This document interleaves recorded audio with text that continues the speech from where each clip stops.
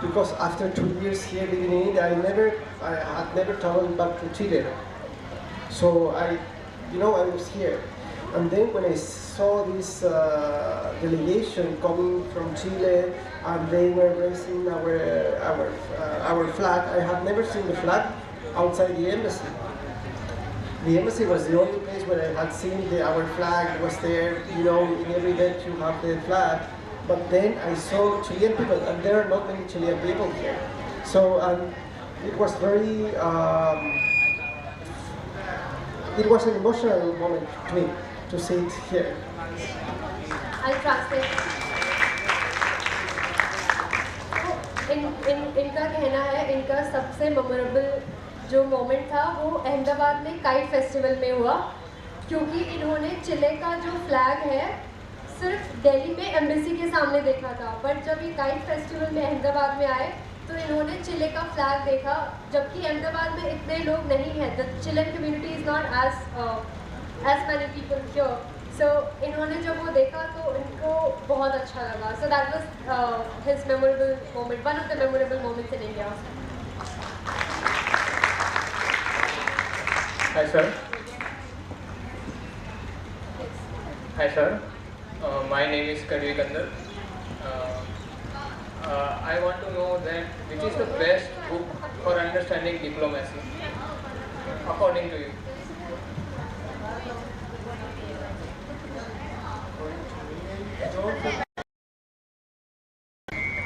Book to understand diplomacy, it's a which country you are focused on or which country you are interested. There are basically different books. Mostly Asian and European countries. For example, there's a good one from Kissinger that you can look at and read if you are keen on knowing more, that I would recommend.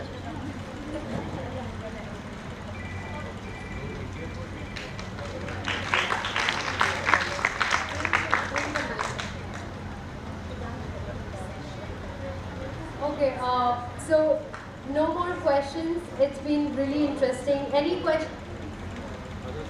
Okay. So it's a pleasure to have you here. Sir will be flying back tonight, and thank you so much for coming all the way. I mean, he was not in India. He came to India, landed, and then came to Ahmedabad for us. So that's really, really amazing. We are really honored to have you here. And especially now you're leaving India, so we're looking forward to have you again. So we'll have a round of applause. Thank you so much for being a great audience.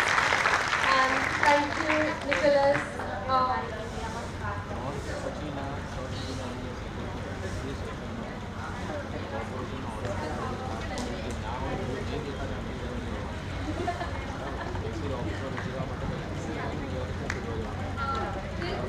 Please be seated. We'll have a next session with Rahul Bhattacharya. He's already here.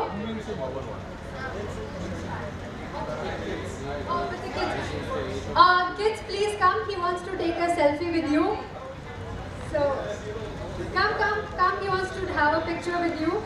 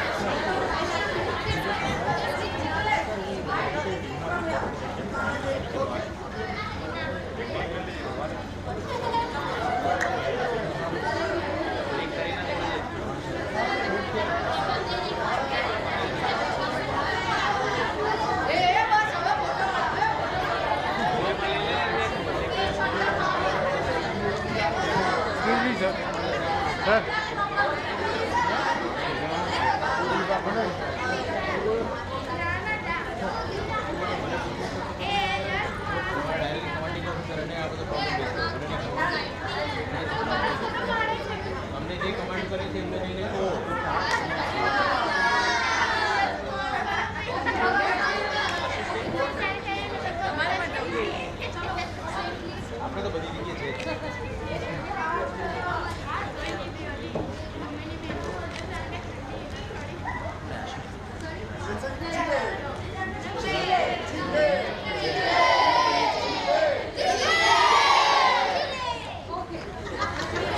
have this session.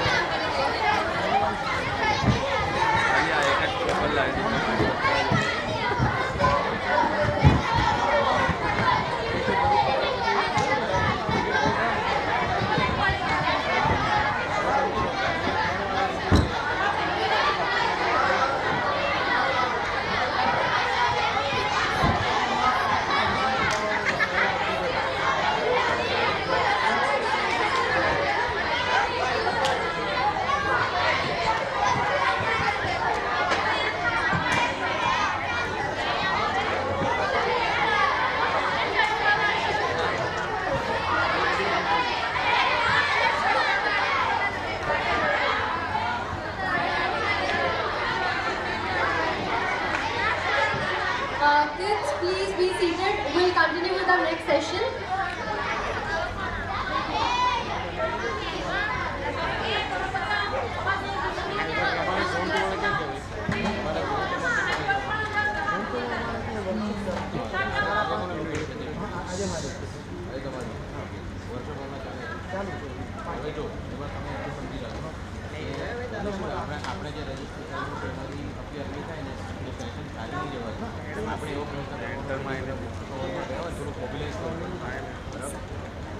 We'll begin with our next session. The session is titled as Rail Song on the Treks with Rahul Bhattacharya. He's here with us.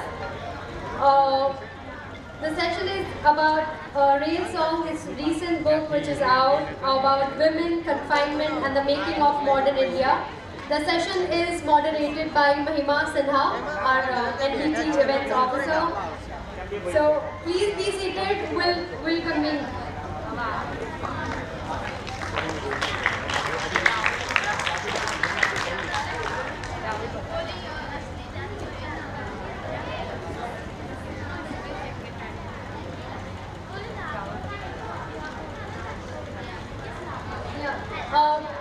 I kindly request Sampath sir to please come and felicitate our distinguished speakers. Ram sir, please come.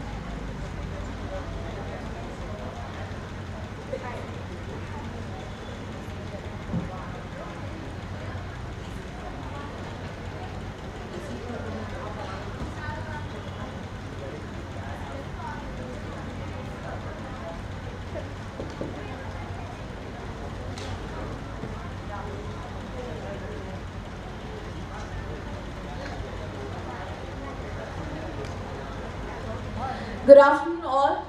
It's a great pleasure. We have an eminent, one of the finest writers in our country sitting right here with us, Mr. Rahul Bhattacharya. It's an absolute honor. Welcome to Ahmedabad. Welcome to the Ahmedabad International Book Festival. Thank you. Yeah. We have a great lot of young audience here today with us. And I think it's a really great start to the conversation because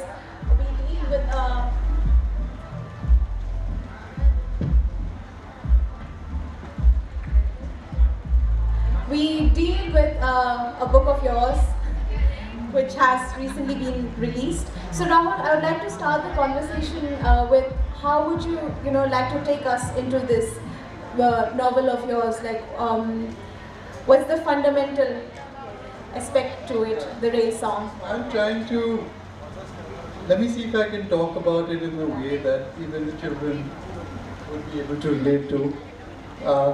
તમે કયા ક્લાસમાં ભણો છો? મારી mummy Gujarati છે, હું થોડું થોડું ગુજરાતી બોલું છું.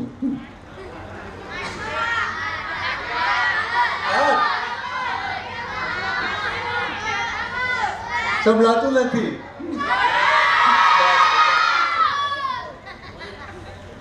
પણ ઇંગ્લિશમાં ભણો છો કે ગુજરાતી? કયું મીડિયમમાં છો? ઇંગ્લિશ સમજો છો પણ? આ પુસ્તક ઇંગ્લિશમાં છે. તો પુસ્તકથી વાંચીશું. So the basic background of this book is on the railways, and the main character is a female character, like many of you here. So the Chopino story છે. And from the age of 3, the novel follows her all the way till she's 35. And her name is Charu. She's very nice, you all will like her. She's somebody I think you all will be able to relate to. We follow her through all her adventures in life. We follow her. It starts with something sad. This book, her mother passes away right in the beginning. And then she has to deal with that loss. She is raised by 2 grandmothers.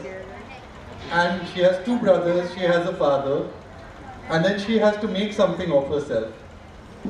So from her girlhood, it starts in a railway township. We follow her as she becomes older, a young student like yours, and then she runs away from her house and she goes all the way to Bombay, and there she starts working for the railways. So this is and through her story we get to learn a lot about our country, a lot about modern India. So this is the basic background. Samjho છો તમે? ઠીક છે. So should I do a small reading from the book? Yeah? That will Definitely. Yeah.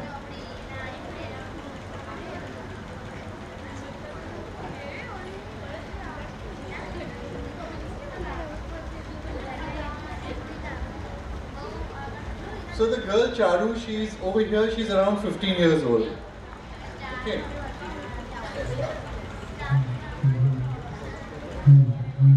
Food is ready. Charu said this much and retreated, not before taking note of the booklet her father held in front of his face. Railwaymen and the Third Pay Commission. Will the Commission do away with the starvation wages of railway employees? A dismal, desperate title, like everything else nowadays. She went about setting the table. The strength of the house had dwindled from 6 to 4, and at the dining table, 4 to 2. As Thakuma and Dida used to serve and wait for the serfs to finish before themselves eating, Dida and Charu now did, on low stools at the mouth of the kitchen. It had pained her to watch Notun Dida eat alone this way. Dida had misinterpreted the act of sympathy turned compulsion as a mature embrace of womanhood. Fine trick her mother played on her, Charu sometimes thought. One woman of the house had left, then another. There was no more oppressing idea than that she too had become something like a woman of the house. For Notun Dida did not find it natural to assume the lead role. Of no house herself, she did not ever develop the entitlement for it.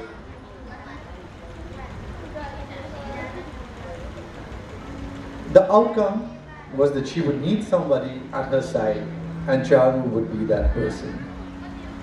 Although it was, in a manner, history repeating itself, the realization dawned on Charu slowly, after circumstances had already put her in the position. This. You do something about the music.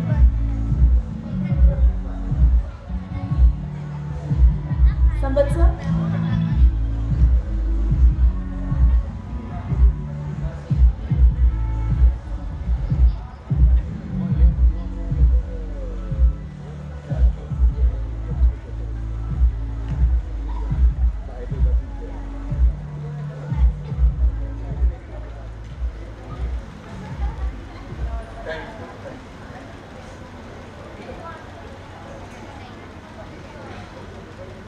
Although it was, in a manner, history repeating itself, the realization dawned on Charu slowly, after circumstances had already put her in the position.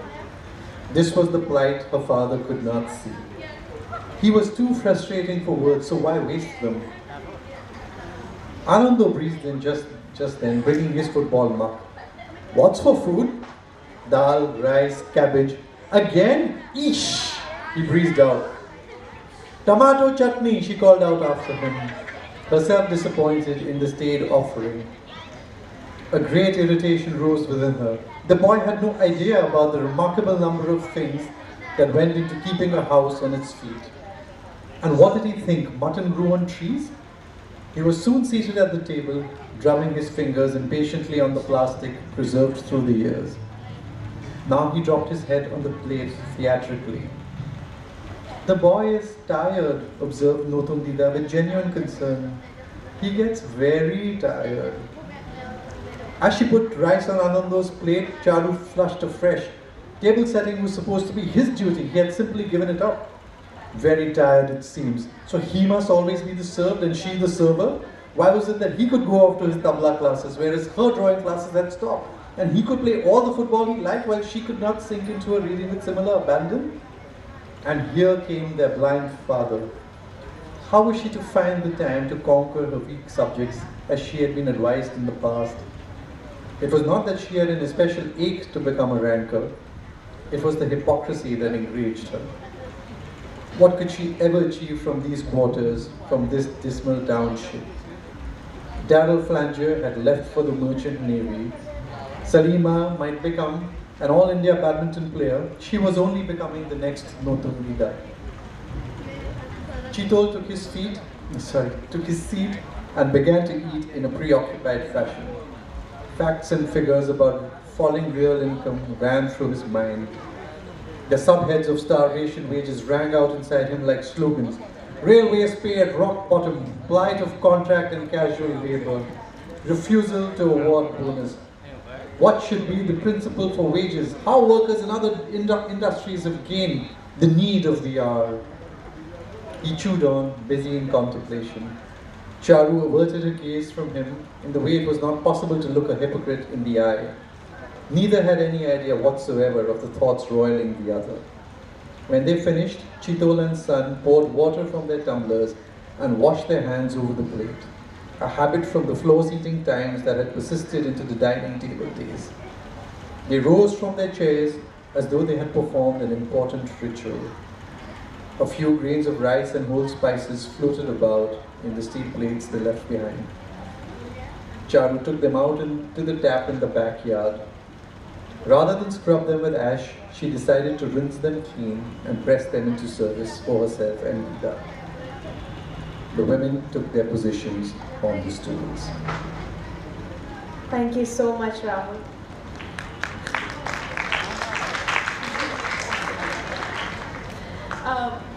Rahul, it seems as though the entire township of Bhumbalpur, it seems as though it has been reflected through the hopes of the Chitol family, its disillusionments, its rhythms of labor and domesticity. How did you conceive of the Chitol family as a narrative anchor to bring out what you had wanted to say. And what does the railway township allow you to reveal about community, class, and the architecture of belonging that you then portray in the novel?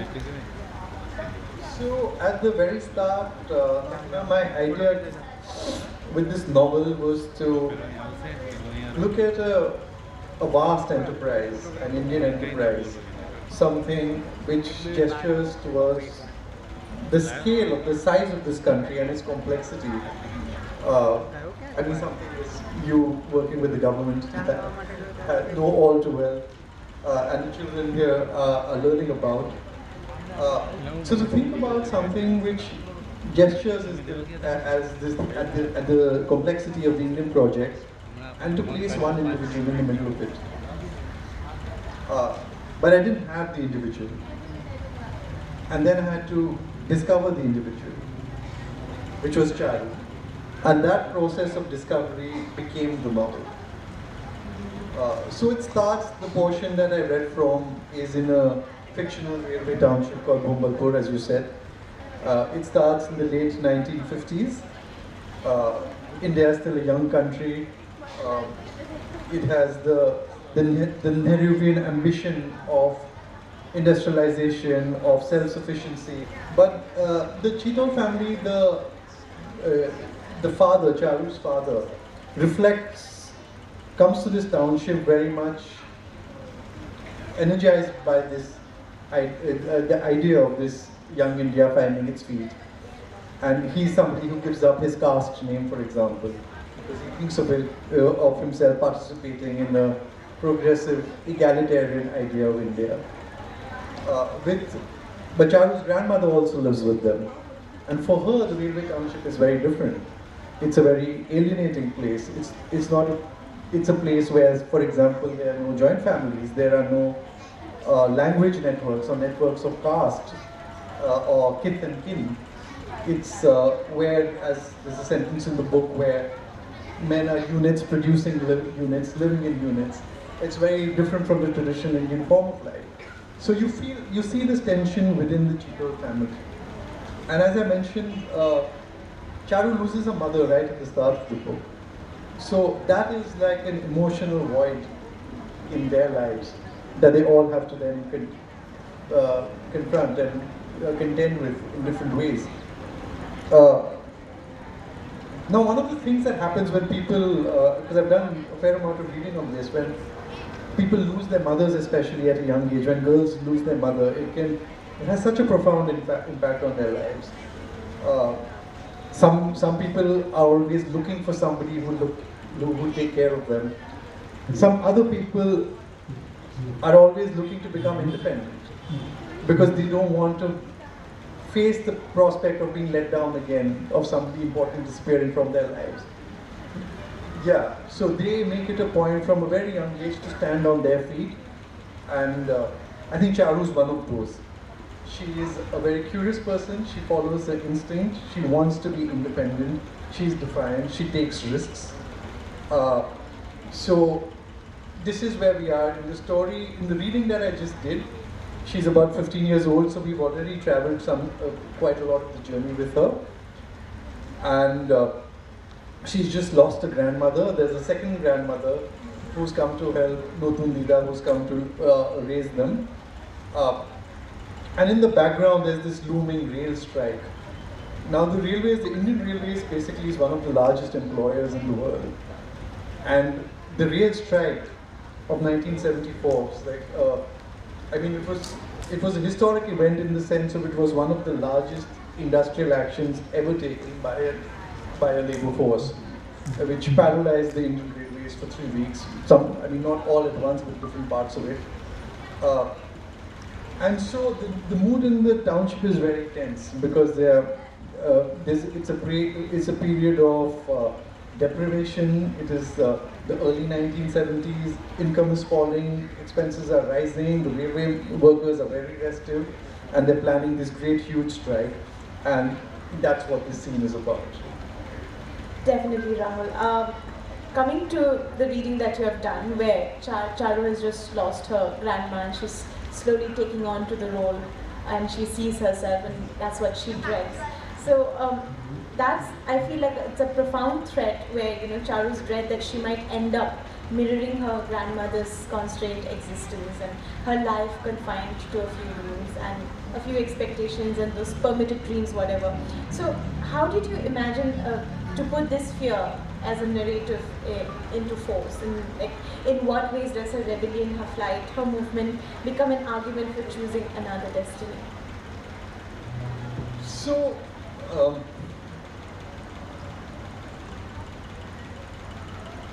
her great fear is that she didn't want to instinctively be stuck inside the house. And I think many women share this fear, that their lives will be totally defined by men and the customs of society and reduced to a small part of what life is and what there is to experience and what there is to find for yourself. So nowadays it may be a little more quite a little more common than it used to be in the 50s, certainly, for women to be out working. Like how many, the girls over here, hello? How many of you after school want to work? You're already among the kids. Tame job karwana cho? School na pachi? Ha. Raise your hands, whoever says yes. All the girls who want to do a job after school. So, quite a few, I think the majority, and I hope you do. And Charu, someone like Charu had really had to fight for that. When she actually runs away from this township because she realizes, as that scene illustrated, that her life over here in this railway township will be then looking after the family. Even though her father is not by temperament, he's liberal, but I don't think he has the agency to set her daughter free. She has to seize it. And she actually runs away. And she goes all the way across the country to Bombay. As so many, not just women but men, people of all types do, reach Bombay to actually start their life afresh. She's 16. When she starts working in Bombay, she actually hides it from her guardians. Because she knows that just by working, she's actually transgressing in some way. I mean, she's also, in her case, there is a double tension because she's also bunking classes and she's not telling her guardians that. And so she's cutting classes and she's going secretly to work because she's so keen to stand on her own feet. And there's an interesting scene actually when she's in Bombay and her older brother visits her from Calcutta. And that brother is looking for a job. He's a qualified engineer, but Calcutta of the 1970s was not a place where you could easily find jobs. And he comes all the way to Bombay. And he's pretending to his sister that, you know, I've come for these interviews, it's up to me, I may not take these jobs. He's pretending not to be unemployed, which he is. And she is employed, but she's hiding it from him. So this is the kind of, and then she allows her, she wants to pay the bill and he's hesitant because he's older and he's the man. But he allows her, but he tells her, don't tell the family this. So she, not only does she hide the fact that she's working, she also has to make sure that she keeps the man's respect. So these are the kinds of things that working women had to contend with, still have to contend with. And in fact, if you speak to economists who studied this, women's participation in the work rate now, in the 2020s, at this moment basically, is lower than what it was in the 1970s. The 1970s was a breakthrough decade. I mean, the 50s and 60s were much slower, but in the 70s, women really started coming out, fighting for their rights, joining the workforce. There were all kinds of movements at different levels, at grassroots levels, in the middle classes, and the participation rates in the 1970s for women was higher than what it is today. So that is also the era in which Charu finds her feet in Bombay. So Rahul, while like creating Charu, how did you, as we see she's very resilient, she's defiant, while creating a character, how did you balance her individual agency with the structural limitations of her time? Where was the glass ceiling at, where you knew you had to limit her here because there's a certain limit while creating it? So I think what you have to be really cognizant about, and at least is I was very cognizant of the glass ceiling, that those ceilings, those barriers, that those have to be articulated in the novel, not in terms like that, not in academic terms, but through the force of the story. You have to put her in situations where she does keep coming up against that resistance. Because finally what novels do is generate that kind of friction between the characters and fluid situations where they then have to contend with these with the challenges of those situations. So that's what I try to do. Like I said, the fact that she's working is a source of tension throughout the novel. When she's young, I mean, barely an adult, when she marries afterwards, when she's in the working woman's hostel. I mean, the idea of this being up against something, that I made it a point to always be aware of that, be alive to that. Definitely. Thank you, Rahul. My next question would be about the railway song, the rail network in the rail song. So, as in the 1970s, the rail song emerges as a turbulent decade, as you have said, and a time when steam gave way to diesel engines, and followed by the strikes and the rallies, and there was this famine that's been described in the novel, where there was like a shortage of food and a lot of upheaval going in the railway world. So could you reflect on the role of the railway network workforce in this period and what it meant to inhibit that moment of technological and social transition? So let me address it at a slightly more basic level. The railways, I mean, we think about the railways, we're told that it's the lifeline of this country. And it is. It is a network of stations and tracks and locomotives taking goods and passengers from one part of another. But behind the infrastructure network, it is a human network. This novel articulates the railways as a human network that connects India. I mean, even at the level of traveling, when we travel from one place to another, what are we doing? We're taking a little bit of ourselves, of our language, of our dress, of our food habits, of our gods, of our particular way of living, from one part of the country to another. In a sense, it is an Indian becoming another version of a different kind of Indian. Indians becoming each other in a sense. It's, you know what I'm saying? It is because this is such a fantastically interesting and complex country with so much variety and so many kinds of people and so many individuals. So the railway really animates this idea of how Indians become one another. And if you step behind the railways, I mean, there is the labor force. This is a labor force of now about 12 lakh, 1.2 million. And back in the 70s and 80s, 1.7 million. It's a massive number of employees.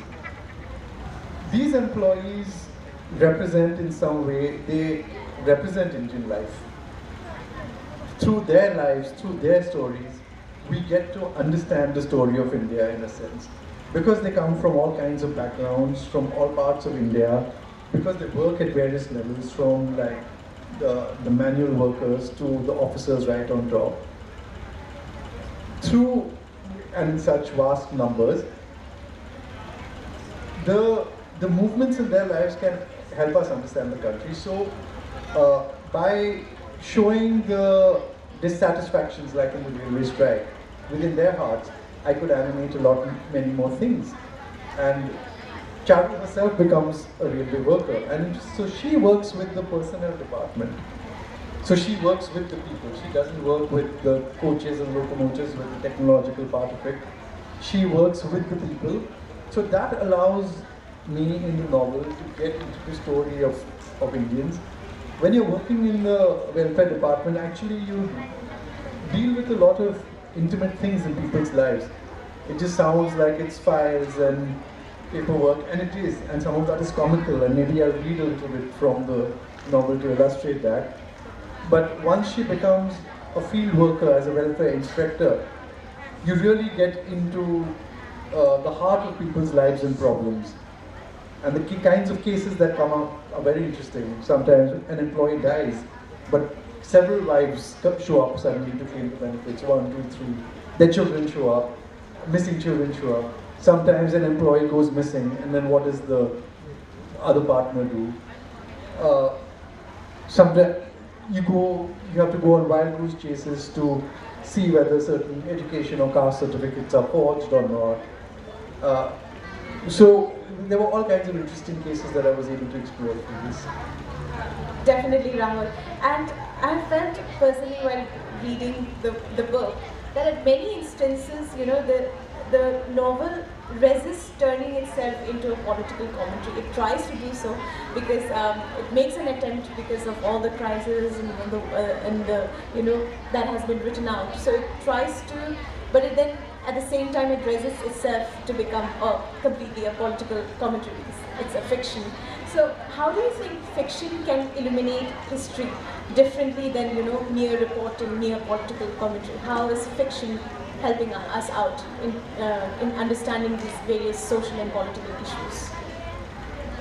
I mean, if I was to give a slightly basic or glib answer to that, but which I think conveys the essence of what I want to say, is non-fiction or historical writing or studies of any kind would tell you what happened, how it happened, why it happened, but fiction will tell you what it felt like. That is the idea of all fiction. I mean, what things really feel like. So when you're reading, there's something inside you that moves. There's something, your heart shifts a little bit. You feel for the characters. I mean, the children over here, hello, you read stories, you like stories, right?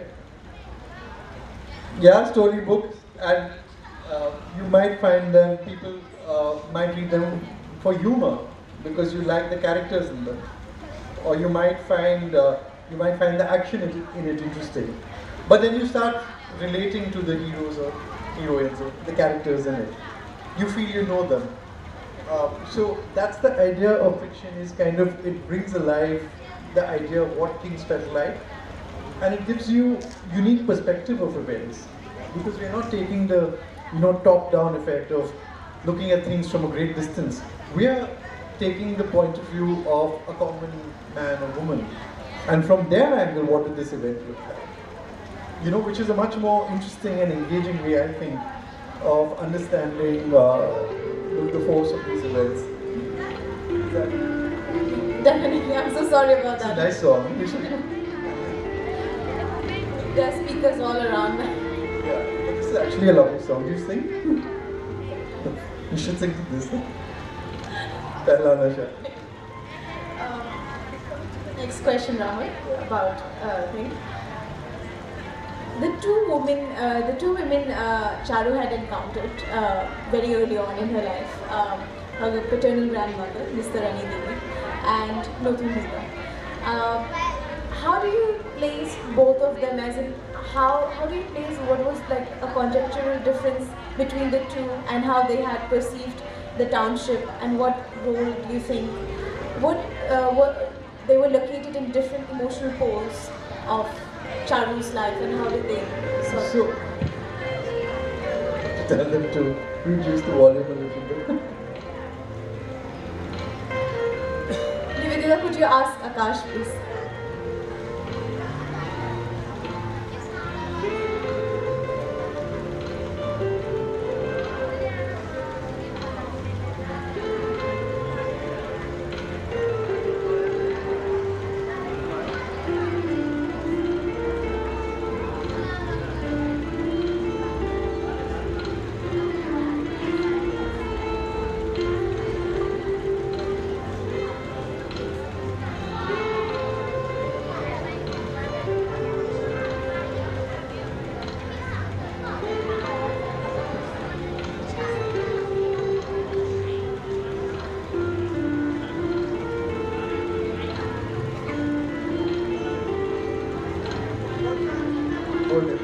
Okay, should I just talk then?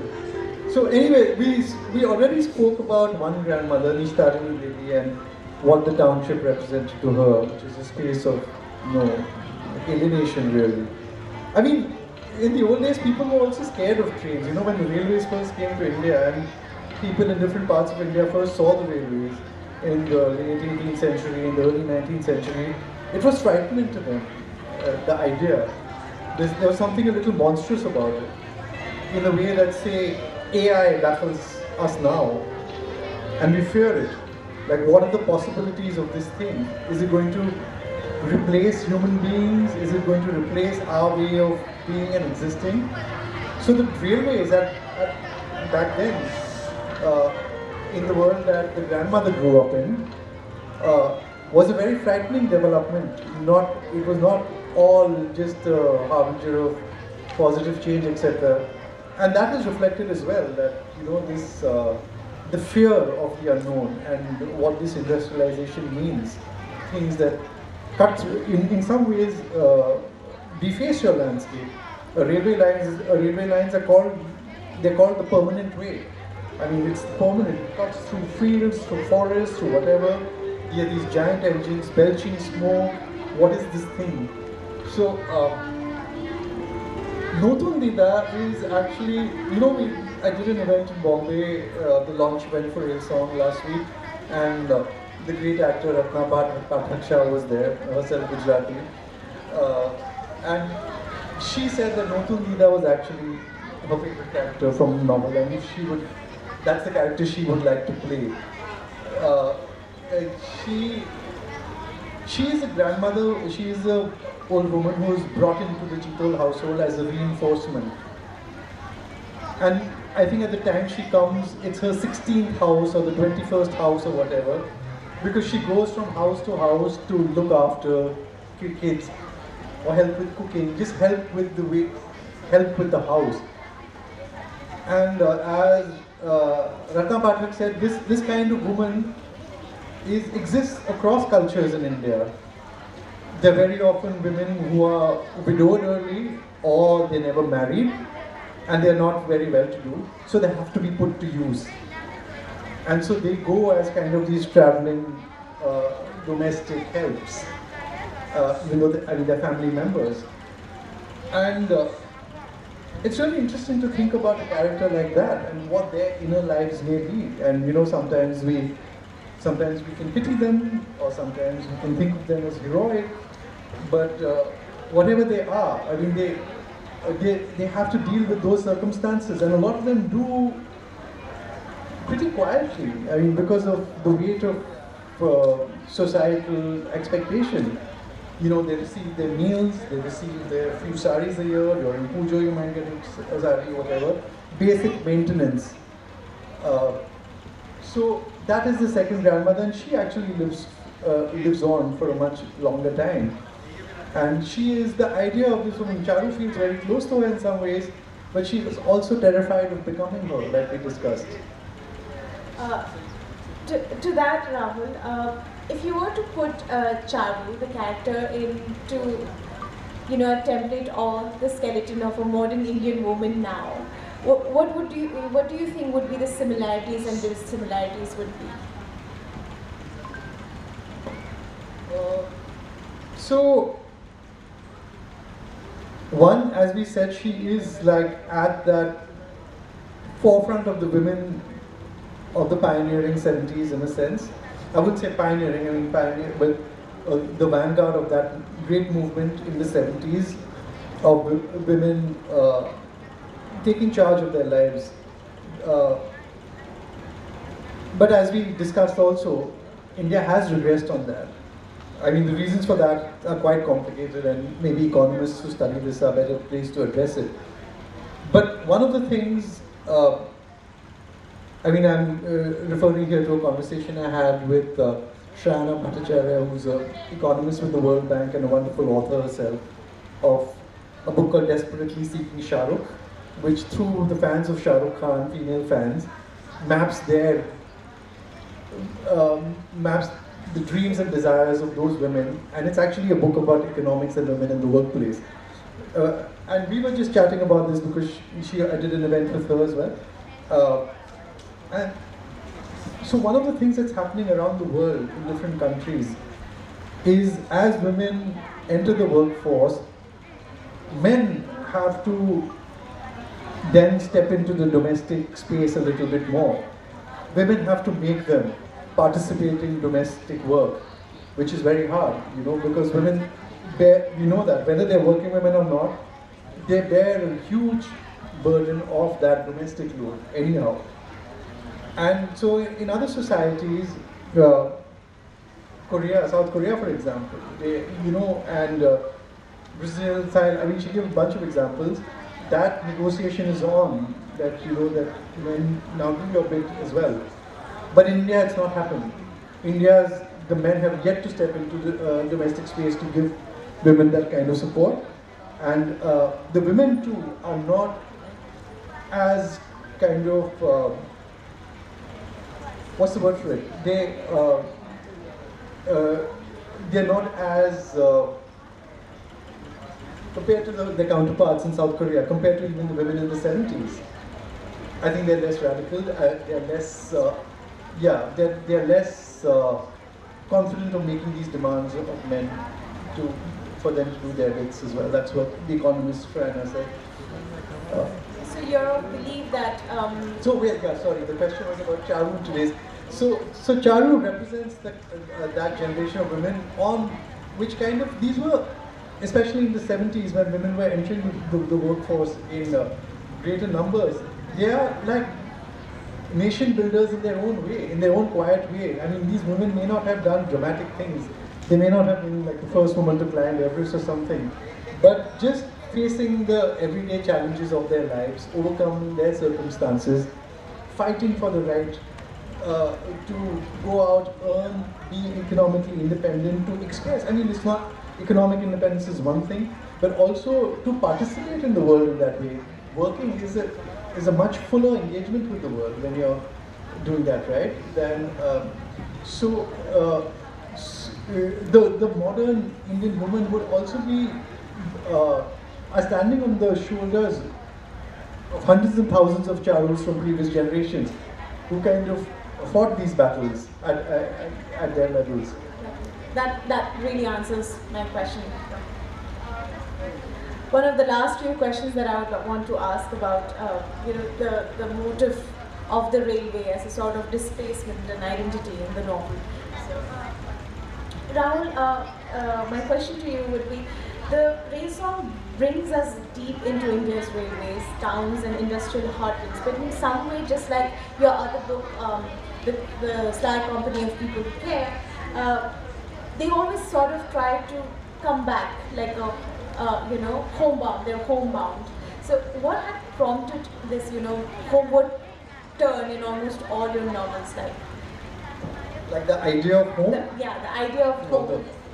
Just Charu traveling to Bombay, and then, she sort of, once... I mean, it's interesting if you're asking me like what my writerly concern in that is and whether it comes from, what space it comes from.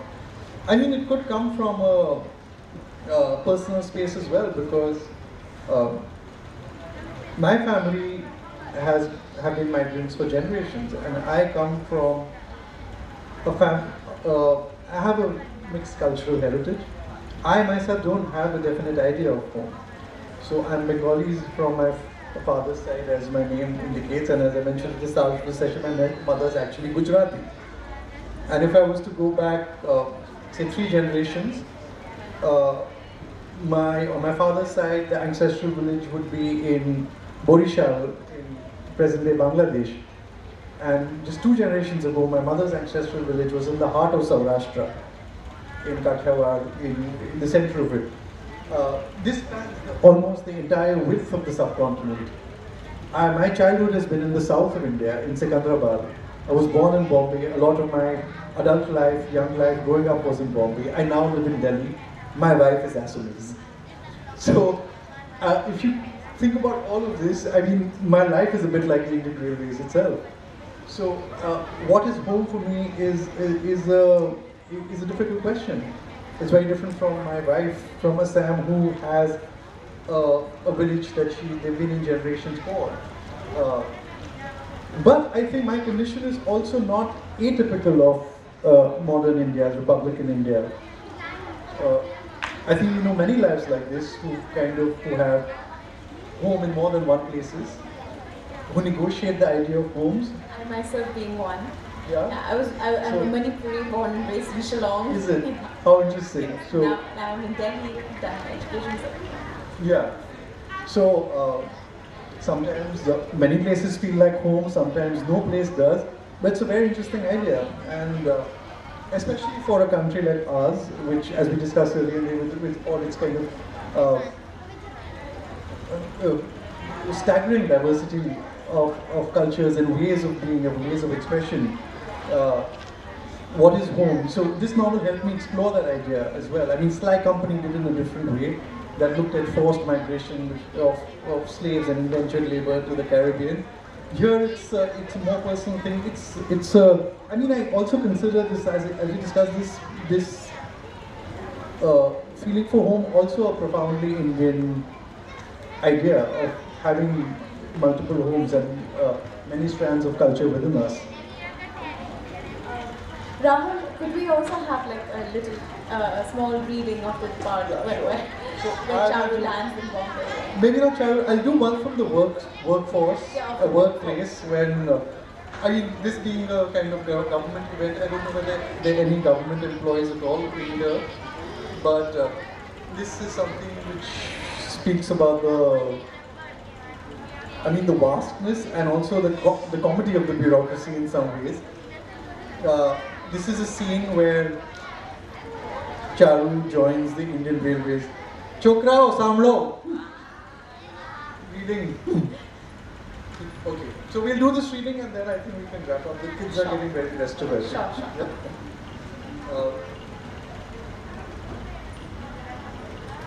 It's called In the P branch. This is the personnel branch of the Central Railway in Victoria Terminus in Bombay. Back in the 80s, so the Chhatrapati Shivaji Maharaj Terminus was the Victoria Terminus and Mumbai was Bombay. It's over here, we don't have to sit back.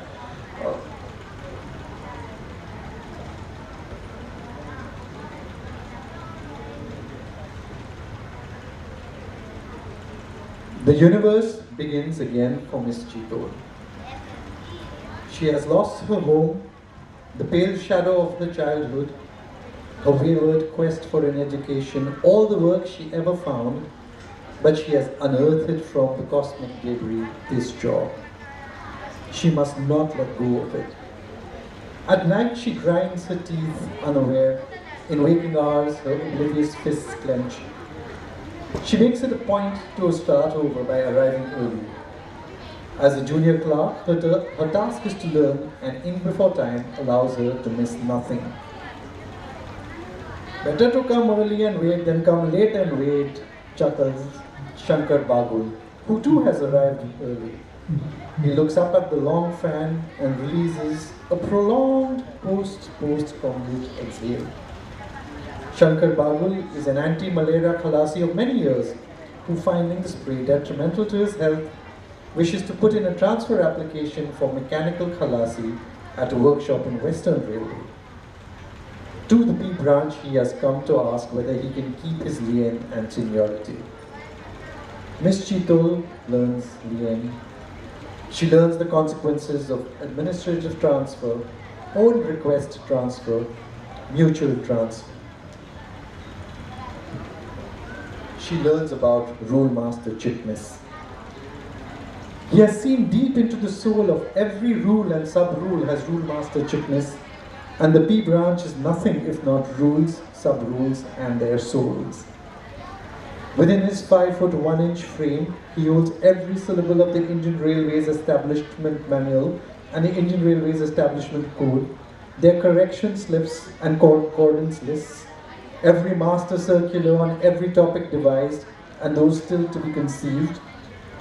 Versed as a great Pandit is he in the clauses of the Factories Act and the Workmen's Compensation Act. In his human form dwell the infinities of the State Railway Provident Fund rules, the railway services, liberalized leave rules, the railway services conduct rules, the railway servants discipline and appeal rules. He positions himself before his volumes with a calm intensity, like a highly realized master. Miss Chitol discreetly watches him whenever she can. She develops a horrible fascination for the establishment manual and the establishment code.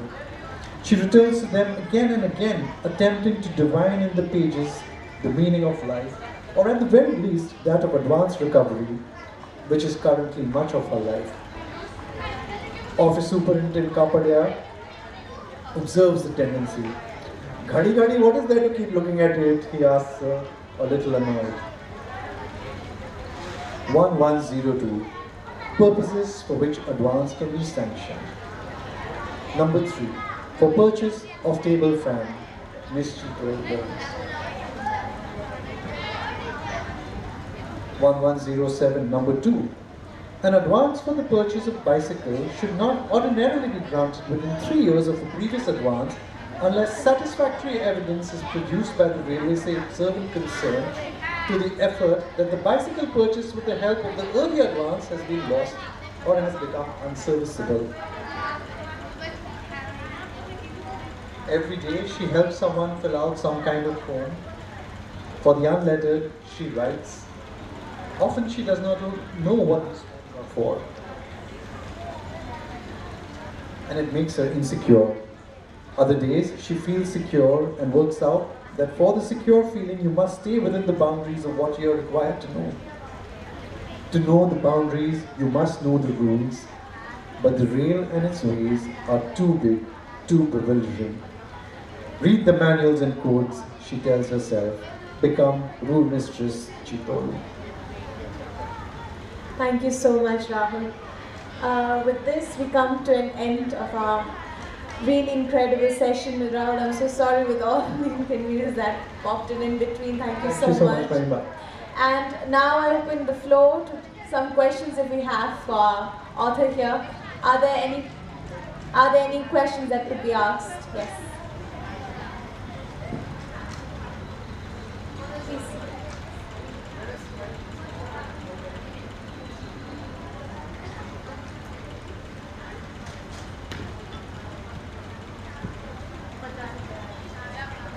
So as you discussed about a lot of themes like coming of age and person learning and also women battling through the society and all. So how did you manage to embed all of these themes into one book and also while making it so persuasive and imagery? Like the paragraph you read was so much visually relatable that we could like see the passages like the train going and also. How did you manage to compile all of them in that? Well, one answer would be that it's a long book. It's 140,000 words. So that gave me the space to explore various themes. The book also, in its scope, it's a vast book in terms of the period it covers, like about 4 decades almost. It covers a vast experience of her life. It covers an India which is changing quite dramatically in this period. It covers also several locations in India. It starts in the east in the railway township. It moves to Bombay where she escapes. Then when she's working with the railways, there are kind of expeditions into other parts of India. So I think because of a combination of all these things, I had the canvas, to explore all of it. Or let's put it this way, I made myself a large canvas in order to be able to fill it with all these things.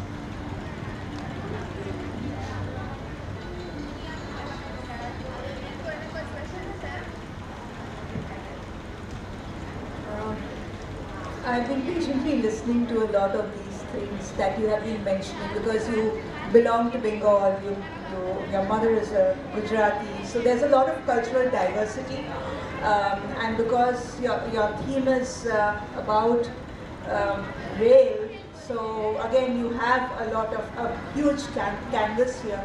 But in the age of AIs, cybercrime fiction, dark fiction, or any other thing that our young adults are more supposedly interested in, how do you think this particular theme of railways in the backdrop and the 70s in terms of time, how do you think that could interest an audience, and what did you have as a target audience when you were writing?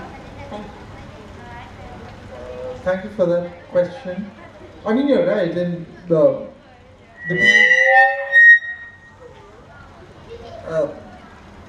the period I cover, I mean, it's not only in the 70s, it goes up right up to 1992, but that's the year of economic liberalization, and India changes quite dramatically in the 30 years after that. One example is, say, the rise of private airlines. So in the period I wrote about, it was extremely routine for people to travel only by train.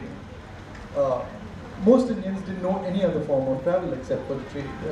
I mean, of course, buses, but what I mean to say is that very few people had the luxury to fly by air. So the railways themselves, to a certain class of Indians, the railway travel itself might seem like a bit boutique, but I think it still remains a mass carrier for the great proportion of Indians. I think railway travel is central to their lives, and the things that the railways connect is not just one place to the other. It's the home to the workplace. It's from you to your mother.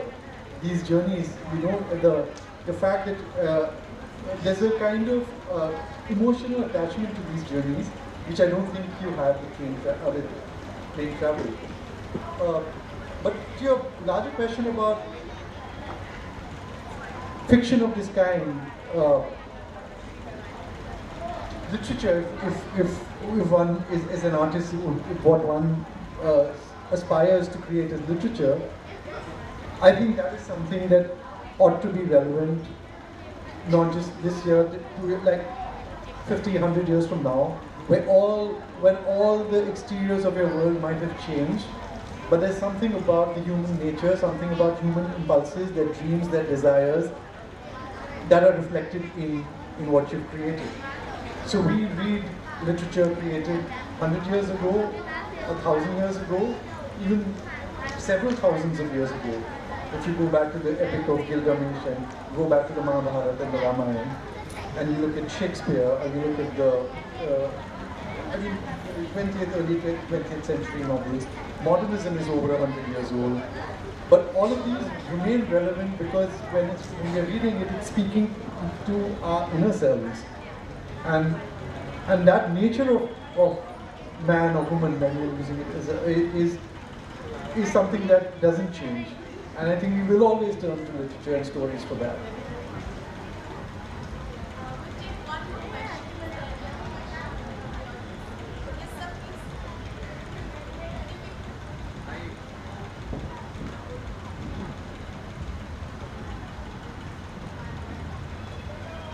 Hello? Hello. Hi. I haven't read this book, but I presume that you're looking at the railway network or rail thing as a metaphor for a journey that this woman undertakes. So, and I'm really curious to find out after I read the book, is at the end of this journey, where does she arrive? Is it at emancipation, or is it at freedom / independence, or is it at a new crossroads? So that's what I'm really curious to this thing, because it's a journey, and as Eliot had said, we arrive at the same place to see it with new eyes. So I'm curious, where does she, according to you, where do you place her back at the end of the journey? That's actually, that quote is extremely pertinent to the novel, because we do end up Yes. where we started, physically as well. Yeah. But we've traveled through 4 decades and so much has changed in between. In her life, it actually starts, the novel starts with the line when Charu's 3 years old and she's in a train. She says, I want to count people. Right? I mean, that is literally the function of the Indian census. And the census is like the railways. I mean, the railways is the more elaborate metaphor, but there is the motif of the census running through the novel. Yes. And if I was to just play with that opening line of I want to count people, if I was twisted to I want people to count, that's then a more novelistic idea. The idea of the individual and the individual consciousness. So, in the novel explores these two things, what it means to be one type of Indian in the way the census puts us in parameters, and it's an extremely crucial exercise. So the types of Indians being one type among so many types, and also the idea of one individual consciousness among this massive number of individuals that is our country. These two ideas she kind of comes to towards the end of the book. She finds for herself, through her quest for independence, through her need to escape even, she comes to a sort of a more evolved understanding of this idea and what it is to be, just what it is to be in this country. The humblingness of it even, to be Indian, if I could put it that way. Yeah. And she understands the idea of escape, I think, also as something that an escape, a meaningful escape, is finally a form of striving. You know, you escape, you might have your immediate impulses, your quest for independence, which lead you to escape. But if you go beneath that idea, and if you were to ascribe a more noble motivation to it, which she does find, it is a form of striving, of this kind of understanding. So I think where we do start, which is actually quite at a similar place to where we started, but everything's changed in between.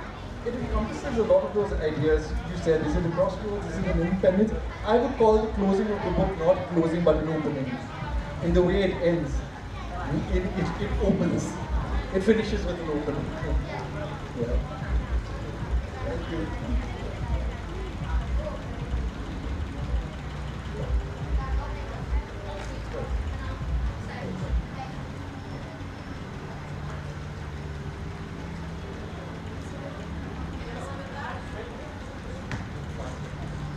So with that, we have come to an end. Thank you so much, Rahul, for joining us today.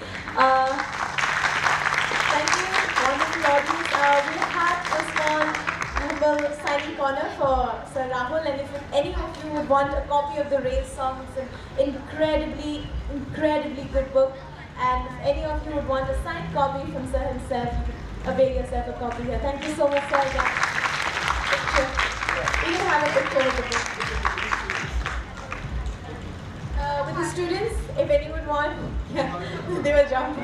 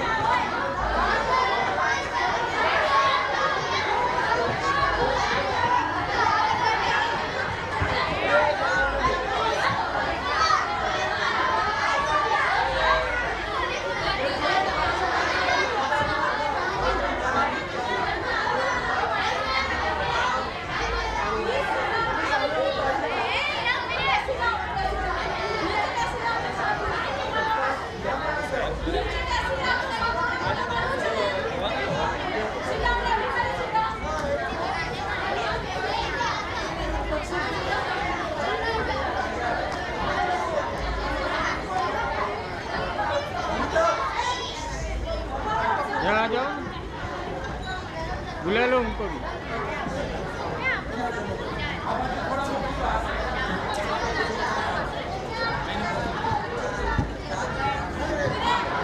શું થાય મજામાં? તબિયત પાણી?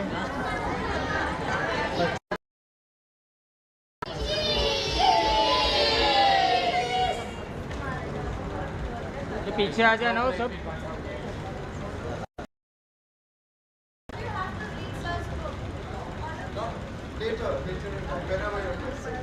रुकना, कोई जाना नहीं, पीछे आ जाऊं सर। हेलो सर, करो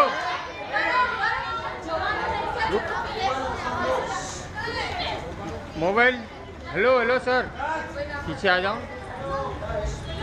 બેટા કદી જાય છોકરી? બેટા બે આમ આવી જઈએ મારી જોડે